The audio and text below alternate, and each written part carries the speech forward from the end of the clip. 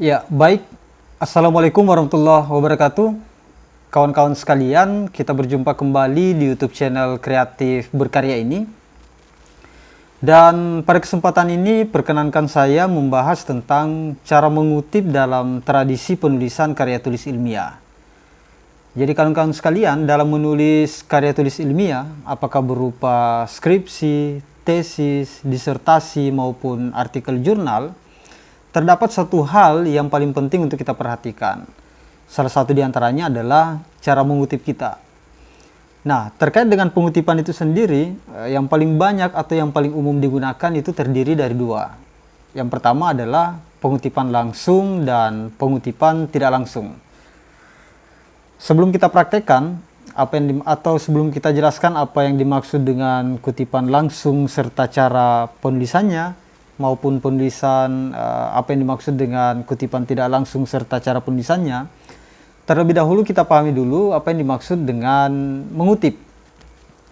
Jadi mengutip itu adalah meminjam pendapat atau kalimat dari seseorang, boleh berupa perkataan, tulisan, maupun lisan, dengan maksud atau dengan tujuan untuk menguatkan argumentasi yang kita bangun atau argumentasi yang kita buat dalam karya tulis kita, apa itu skripsi, tesis, dan karya tulis ilmiah yang lainnya.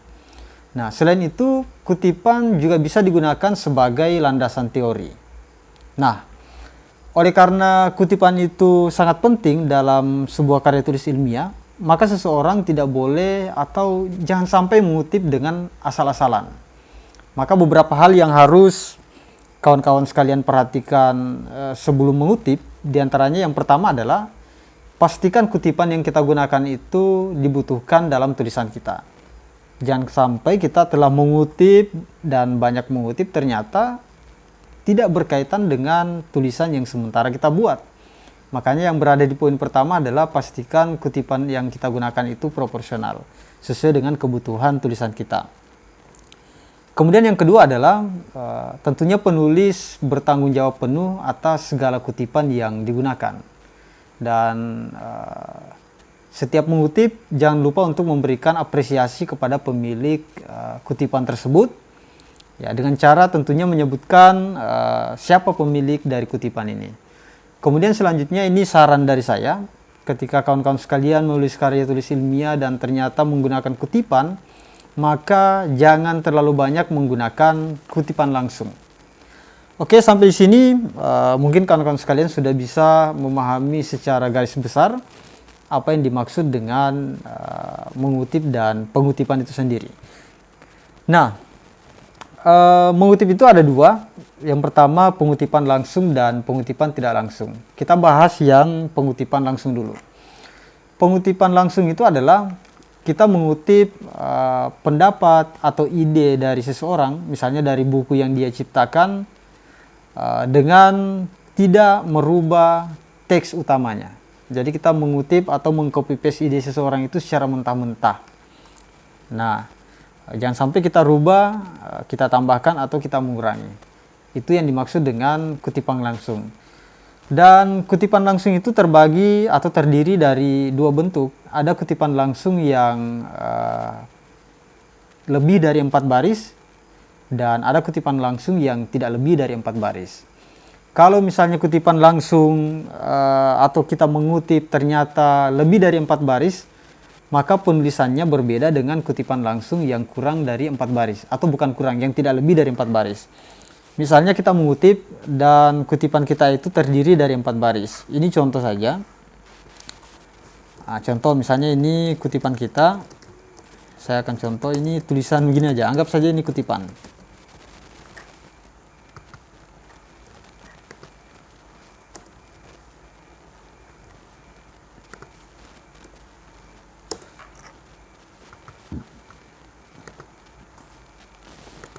Nah, misalnya ini adalah kutipan langsung, jadi kita tidak merubah teksnya. Ini sama persis dengan apa yang kita kutip dari sebuah buku atau dari sebuah artikel.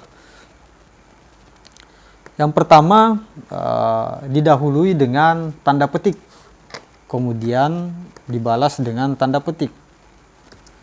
Selanjutnya kutipan langsung ini dia terintegrasi dengan teks utama. Misalnya sebelum kutipan ini telah ada tulisan yang mendahulunya, maka dia terintegrasi dengan tulisan utama. Kalau misalnya ini adalah sebuah skripsi atau sebuah disertasi yang biasanya pedoman penulisannya itu spasinya adalah spasi 2, maka kutipan langsung yang tidak lebih dari 4 baris dia terinternalisasi dengan teks utama dan spasinya adalah spasi 2. Dan jangan lupa di akhir kutipan kita selalu menuliskan sumber kutipan itu atau menyebutkan kepengerangannya. Misalnya penulisnya, kemudian judul bukunya adalah misalnya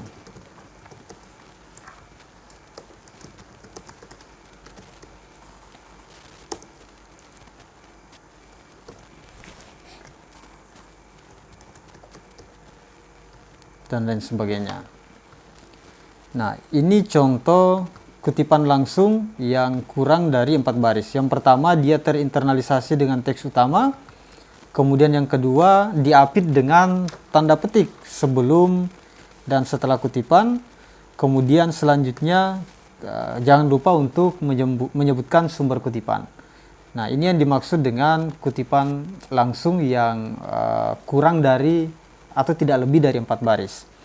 Selanjutnya kita akan praktekkan bagaimana mengutip secara langsung tetapi kutipan kita itu ternyata lebih dari 4 baris. Nah, ini yang paling banyak sekali terjadi. Saya akan contohkan. Ini saya hapus dulu. Misalnya kita mengutip, anggap saja ini kutipan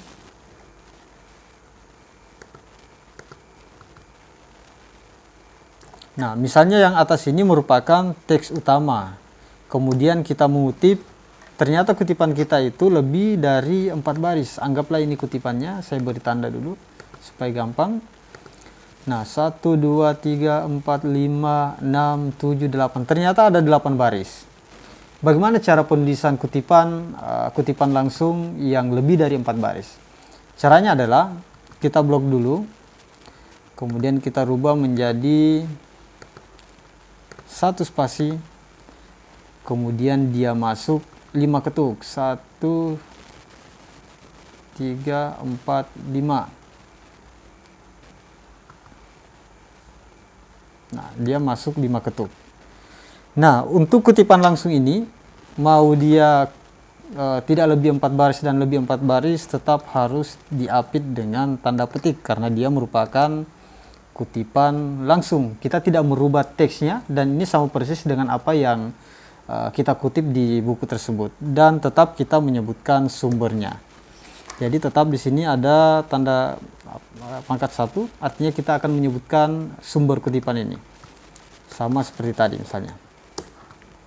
Nah, sampai di sini semoga kawan-kawan mengerti. Jadi besok-besok kalau kawan-kawan sekalian menggunakan kutipan langsung, perlu dibedakan apakah kutipan yang kawan-kawan gunakan itu ternyata lebih dari 4 baris atau tidak lebih dari 4 baris.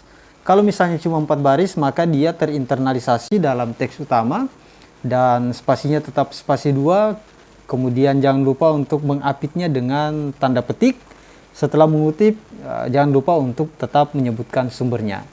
Begitupun sebaliknya, ketika ternyata kutipan yang teman-teman gunakan ini dia lebih dari 4 baris, misalnya 8 baris, maka dia harus keluar dari teks utama dan dia harus dihimpun dalam 1 spasi saja, kemudian dimasukkan ke dalam sebanyak 5 ketuk, dan contohnya seperti ini. Oke, saya pikir cara penulisan atau apa yang dimaksud dengan kutipan langsung kawan-kawan sudah mengerti.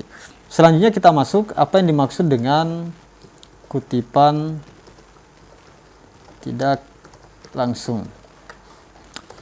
Jadi yang dimaksud dengan kutipan tidak langsung tentu kebalikan daripada apa yang dimaksud dengan kutipan langsung. Dan selain dari sisi makna yang berbeda, penulisannya pun juga berbeda. Jadi yang dimaksud dengan kutipan tidak langsung itu adalah kita menulis atau menggunakan ide, pendapat seseorang atau mengutip pemahaman atau ide seseorang dari bukunya, kemudian kita tulis ke dalam tulisan kita, tapi tidak menulis secara utuh sama persis dengan yang ada di tulisan yang kita kutip. Nah, dalam artian kita mengutip ide seseorang, kemudian kita tulis ke dalam tulisan kita, tapi menggunakan bahasa kita sendiri. Nah, contohnya seperti ini. Kita membaca sebuah buku, membaca satu halaman buku, kemudian kita ambil intisarinya dan kita tulis ulang, tapi menggunakan bahasa kita sendiri. Jadi itu yang dimaksud dengan mengutip tidak langsung. Nah, tetapi cara penulisannya berbeda. Kalau kutipan kita adalah kutipan tidak langsung, maka dia tetap terinternalisasi ke dalam teks utama. Misalnya ini adalah teks utama. Ini adalah teks utama, kemudian kita ingin mengutip. Nah, ini kutipan kita. Anggap saja dia sampai di sini. Yang hitam ini adalah teks utama. Kemudian tiba-tiba kita ingin memasukkan kutipan. Ini merupakan kutipan tidak langsung. Jadi kutipan tidak langsung ini adalah bahasa kita sendiri, tetapi idenya atau intisarinya berasal dari buku orang lain. Nah, sekalipun ini bahasa kita sendiri, oleh karena ini berasal dari ide maupun pendapat orang lain, maka kita tetap menyebutkan asal sumbernya. Kita tetap menyebutkan asal sumbernya atau catatan kakinya. Nah, kurang lebih contohnya seperti ini. Jadi kalau kutipan tidak langsung, kita membaca buku, kemudian kita meringkas dan kita menulisnya dengan menggunakan bahasa kita sendiri. Dan jangan lupa tetap menyebutkan sumbernya. Nah, di kutipan tidak langsung ini, kawan-kawan sekalian tidak diwajibkan untuk menggunakan atau tidak diwajibkan untuk diapit dengan tanda petik. Misalnya tanda petik seperti ini. Nah, tidak mesti. Karena sebenarnya tujuan tanda petik itu ketika teman-teman sekalian melakukan uji similarity check menggunakan aplikasi cek kesamaan, ketika menggunakan tanda petik, maka dengan sendirinya aplikasi tersebut tidak akan mendeteksi karena dia akan membaca bahwa ini adalah kutipan. Sebenarnya ini rahasia juga bagi kawan-kawan yang akan menulis karya tulis ilmiah. Nah, sementara kalau kutipan tidak langsung, kalau menggunakan bahasa teman-teman sendiri, maka sudah dipastikan ini tidak akan terdeteksi di aplikasi similarity check. Baik kawan-kawan sekalian, semoga penjelasan saya sampai di sini bisa dimengerti. Apa yang dimaksud dengan kutipan langsung dan apa yang dimaksud dengan kutipan tidak langsung serta bagaimana cara penulisannya. Saya mohon maaf ketika penjelasan saya kurang begitu dimengerti atau tidak jelas. Mohon masukannya dengan berkomentar di kolom komentar di bawah. Dan sebelum tutorial ini saya akhiri, seperti biasa, bagi kawan-kawan sekalian yang baru menemukan YouTube channel Kreatif Berkarya, kami sangat berterima kasih jika teman-teman berkenan untuk mensubscribe YouTube channel Kreatif Berkarya ini. Jika ada masukan atau request tutorial yang mesti kita buat berikutnya, silakan komentar di kolom komentar di bawah. Terima kasih bagi teman-teman yang berkenan subscribe, like, bahkan berkomentar di kolom komentar ini. Dan jika konten kami ini dianggap penting, silakan untuk di-share. Terima kasih dan sampai jumpa di konten kita berikutnya. Sekian, Assalamualaikum warahmatullahi wabarakatuh.